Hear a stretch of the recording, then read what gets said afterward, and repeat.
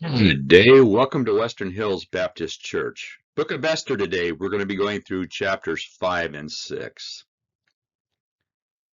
Last week, we went through chapter 3, which we read about Haman's conspiracy against the Jews. And then in chapter 4, we found where Esther agrees to help the Jews. Now this week, chapter 5, we're getting into Esther's banquet and Haman's plot against Mordecai. And then in chapter 6, the king honors Mordecai. With that, let's get into our Father's Word. Esther chapter 5, verse 1 reads, Now it happened on the third day that Esther put on her royal robes and stood in the inner court of the king's palace, across from the king's house, while the king sat on his royal throne in the royal house, facing the entrance of the house.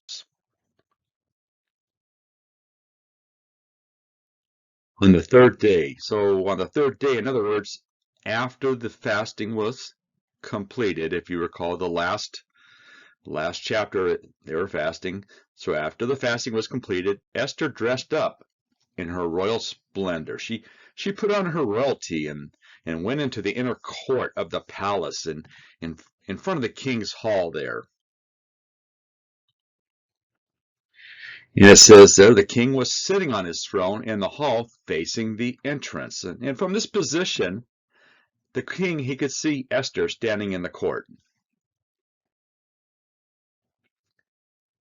Now Esther, she's in the inner court and she knows she violated the law and she's waiting to see what the king will do. And she knows that she's treading on dangerous ground here. So she's waiting to see what he would do at this point, knowing that she violated his law. Verse 2.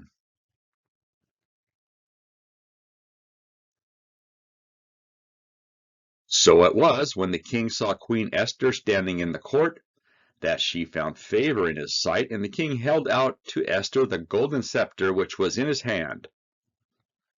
Then Esther went near and touched the top of the scepter. So Esther's beauty evidently pleased the king, so he did not rebuke her, and instead he held out the golden scepter in his hand as a gesture of favor towards her. And it reads that Esther approached the throne and touched the top of the scepter.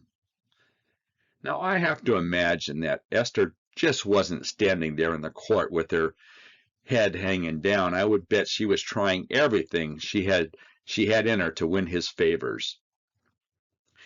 You know, power is gained many times in high places by the weaknesses of a man or woman. Verse 3. And the king said to her, What do you wish, Queen Esther? What is your request? It shall be given to you up to half the kingdom. The king wanted to know why she had come to him, and he assured her that any request she might make would be granted, even up to half the kingdom would be granted. Now, the king must have realized that only a pressing need could have caused Esther to risk coming to him unsummoned.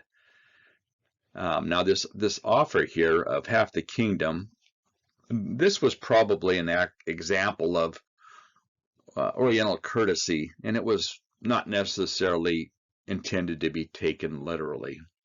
Verse 4. So Esther answered, If it pleases the king, let the king and Haman come today to the banquet that I have prepared for him. So Esther's response was not what we would expect. Instead of coming out and pleading for her people, she invited the king and Haman to a banquet that she had prepared that day. I would say that Esther here is using common sense and realized that it wasn't the right time to plead for her people. Now I have to ask this question. Why was Haman included in this? Could it be that the king was suspicious of Haman, or was it that she did not want to be alone with the king? Or maybe Esther invited Haman to get him into a false sense of security. Or maybe she thought it was best for Haman to be present when she made her accusations against him. We don't know. But one thing, the wiles of a woman, I think Esther is pretty clever here. Verse 5. And the king said, "Bring Haman quickly, that he may do as Esther has said." So the king and Haman went to the banquet that Esther had prepared. So we see the plot is thickening now. The king says, "Bring Haman quickly." The king is anxious. He's anxious to find out what this is all about. Verse 6. At the banquet of wine, the king said to Esther, "What is your petition? It shall be granted you. What is your request? Up to half the kingdom, it shall be done." So here again, the king asked to know the nature of Esther's request while they were drinking wine here. Verse 7. Then Esther answered and said, "My petition and request is this. If I have found favor in the sight of the king, and if it pleases the king to grant my petition and fulfill my request, then let the king and Haman come to the banquet which I will prepare for them tomorrow, and I will ask the king." Um,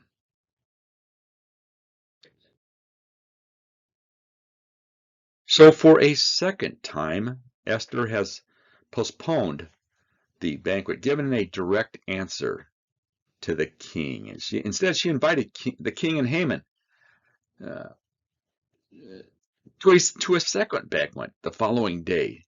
They had this first banquet, and she wanted to have a second banquet before she asked the king her petition.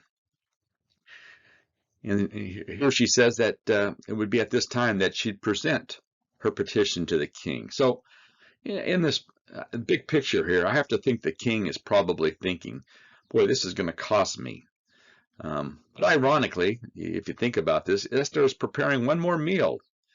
And this was to be Haman's last meal, more or less. All right, verse 9. Verse 9, Haman's plot against Mordecai, it reads, "So Haman went out that day joyful and with a glad heart, but when Haman saw Mordecai at the king's gate, and that he did not stand or tremble before him, he was filled with indignation against Mordecai." So what's going on here is that Haman is feeling awfully good because he's been flattered by the queen here. Oh, Haman must have thought everything was going in his favor. But here's the deal in all this. Here's the deal. Know your enemy. When and if everything is going in your favor, be it business or elsewhere, and they're not talking about our Heavenly Father, beware. Always have your guard up. So old skipper Haman here, he left the banquet and encountered Mordecai at the king's gate, and Haman was filled with rage against Mordecai because he did not stand up nor show fear in his presence. So I'm thinking here that Mordecai, he apparently heard that Esther had been favorably received by the king, and so Mordecai was encouraged by this turn of events, and he removed the sackcloth, and he didn't care one thing about Haman. Verse 10. Nevertheless, Haman restrained himself and went home, and he sent and called for his friends and his wife Zeresh. So Haman controlled himself and went to his house, and he called his wife Zeresh. Zeresh, a Persian name that perhaps means golden or one with disheveled hair.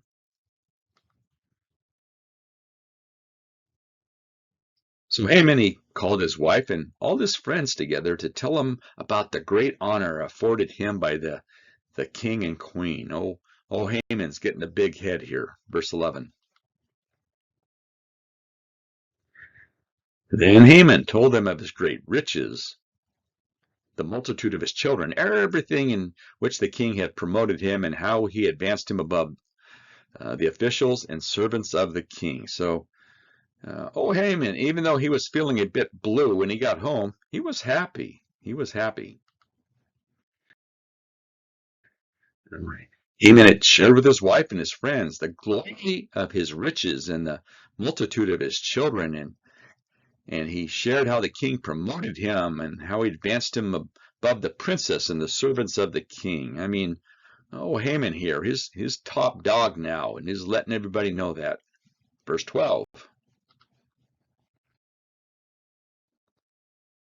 Moreover, Haman said, besides Queen Esther invited no one but me to come in with the king to the banquet that she prepared, and tomorrow I am again invited by her along with the king. Haman here is boasting about his wealth, his many sons, and the honor shown him by the king. He's saying, I'm such a great man that they just can't leave anything alone. He says they placed me over everybody. And the queen with her two little hands is personally preparing me a second meal tomorrow. Verse 13. Yet all this avails me nothing so long as I see Mordecai the Jew sitting at the king's gate. In spite of the things that should have brought him happiness, Haman had no satisfaction as long as he saw Mordecai sitting at the king's gate. He had everything, but he wasn't happy. And I think sometimes we're like that. We have so much to be thankful for and so much to be happy about, but one little thing can disappoint us. Haman's wealth and honors, as we talked about, could not satisfy him when he thought of one Jew who failed to show him the proper respect that he felt he deserved. Verse 14. Then his wife Zeresh and all his friends said to him, let a gallows be made 50 cubits high, and in the morning suggest to the king that Mordecai be hanged on it. Then go merrily with the king to the banquet. And the thing pleased Haman, so he had the gallows made. So Haman's wife and friends suggested a plan that would remove the source of his irritation. She told Haman to have the gallows erected 75 feet in height, and then to ask the king to have Mordecai hung on it. And then with that business out of the way, Haman could go to the king to Esther's banquet and be happy. His wife's suggestion delighted Haman, and he had the gallows built, confident that the king would approve his request. The Hebrew gallows means tree or stake. It's the same word for cross. But little did Haman know that the banquet that Esther was preparing would be his last meal.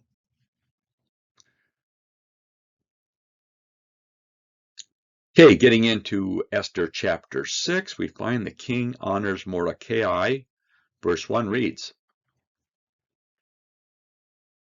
that night the king could not sleep, so one was commanded to bring the book of records of the Chronicles, and they were read before the king. So the same night of Esther's first banquet, the king was unable to sleep. And unable to sleep, he ordered the book of the records to be brought in and read to him. Now, these books of records are called the Book of Chronicles, the Book of Memorial Deeds, the Chronicles of Record, the Book of Chronicles, the Chronicle of Notable Events, and the Chronicle of Daily Events. This Book of Records is known by many names, but in the Hebrew translation, it literally means the Book of Remembrances. And all this means is that words meant a lot in those days. The record books, they contain the written facts of events and that were important to the kingdom. Now we don't know what caused the king's sleeplessness here, but we can be sure that God was behind it. And this whole entire chapter shows us a series of seemingly trivial circumstances that fit together to overrule the evil intentions of Haman. Verse 2.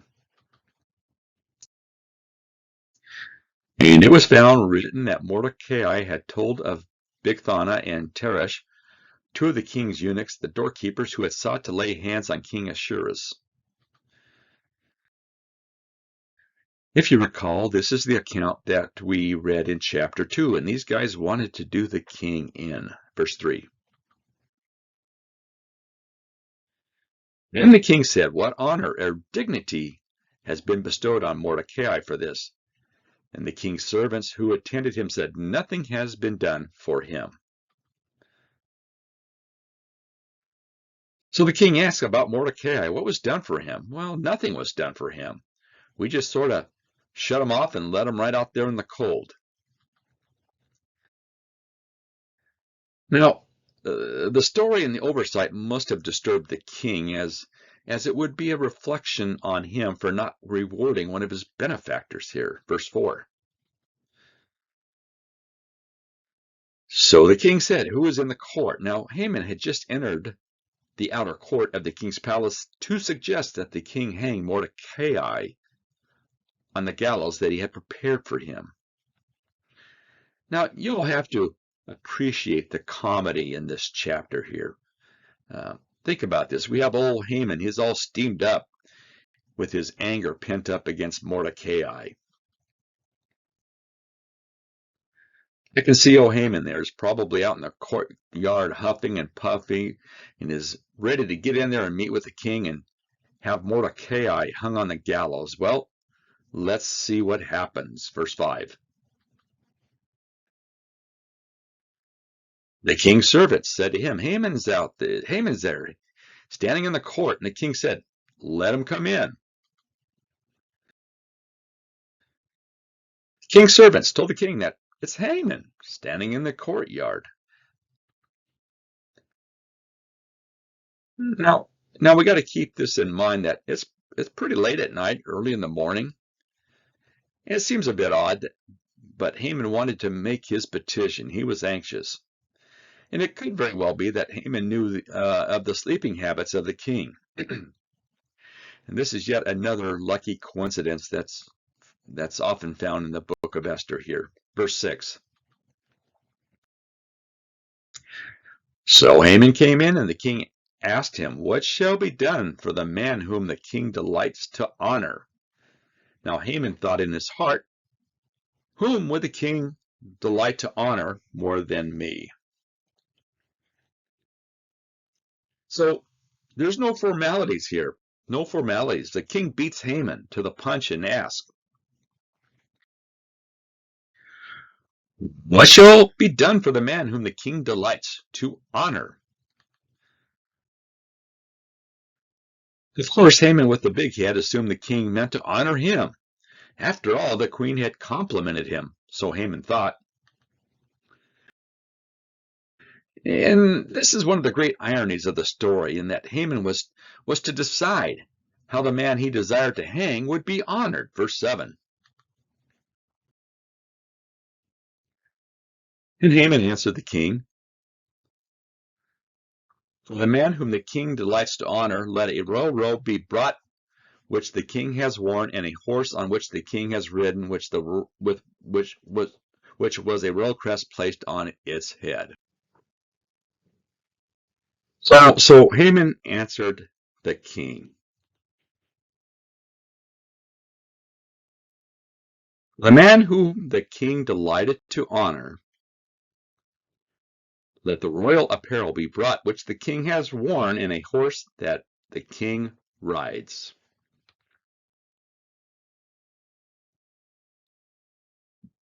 Not only that, but Haman suggested a royal crown be placed on his head. Haman's going all out, thinking this is how he would want to be acknowledged. Verse 9.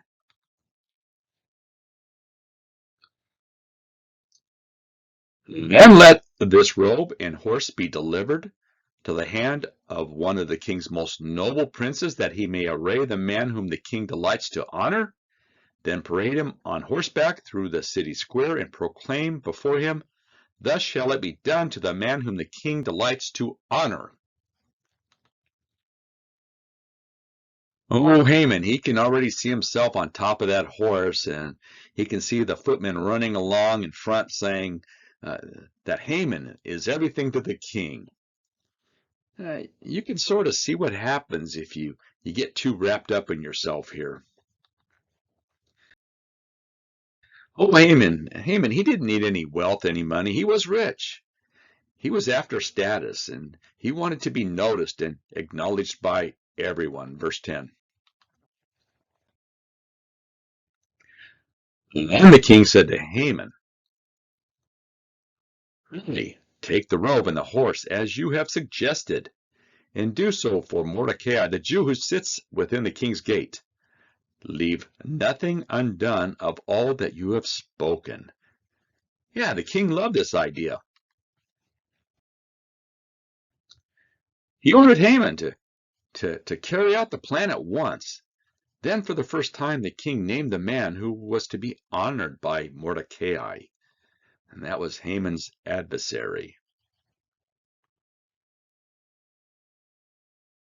Then the king warned Haman not to neglect any of the honors he had proposed. It's odd to me that the king knowingly would honor a Jew so soon after enacting an edict to destroy all the Jews in his kingdom. Verse 11. So Haman took the robe and the horse, arrayed Mordecai, led him on horseback through the city square, and proclaimed before him, thus shall it be done to the man whom the king delights to honor. This is a moment that Haman will always remember, although he didn't live too long after this. But Haman, he had no choice. He had to carry out the king's orders. And I can't think anybody could adequately describe the chagrin and mortification that Haman must have experienced as he robed Mordecai and led him through the streets. And I wonder what brought the greatest enjoyment to Mordecai. Was it the remembrance by the king, the people's adoration, or Haman's humiliation? Verse 12. Afterward, Mordecai went back to the king's gate, but Haman hurried to his house, mourning, with his head covered. You have to know that Haman felt bad. After all, Haman had been forced to lead his foe through the streets, mounted on the king's horse. But here's the deal on this. Think about this. The honor bestowed on Mordecai, it did not change his position before the king as a Jew awaiting execution of Haman's edict. I mean, the edict still stood for all the Jews to be exterminated. Well, Haman, he rushed home in grief and probably was hoping to find some solace from his wife and friends. Verse 13. When Haman told his wife Zeresh and all his friends everything that had happened to him, his wise men and his wife Zeresh said to him, if Mordecai, before whom you have begun to fall, is of Jewish descent, you will not prevail against him, but shall surely fall before him. Haman told his wife and friends all the details of his humiliating experience, and if Haman was looking for comfort, he did not receive it. Instead, they, seeing the handwriting on the wall, warned Haman that the Jew had been responsible for the beginning of his downfall. They were convinced that Haman would not stand against Mordecai, and in other words, Haman's ruin was already assured. Another amusing anecdote in this chapter is that they seem to have conveniently forgotten that his humiliation was largely the result of their suggestion. And it's also interesting to note here that the author of this book seems to interject into the mouths of Haman's friends and advisors and his wife the Jewish belief in the ultimate victory of the Jews over the Amalekites. Verse 14.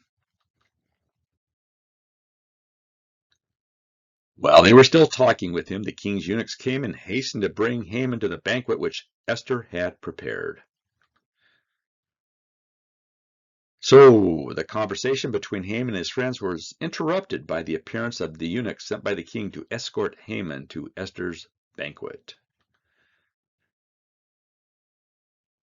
It says here, hasten to bring Haman to the banquet. This speaks of urgency. I mean, they were not fooling around. The king probably said, get back here on the double. It might have occurred here that as a result of his humiliating experience with Mordecai, Haman had either forgotten about the queen's banquet or did not want to attend it.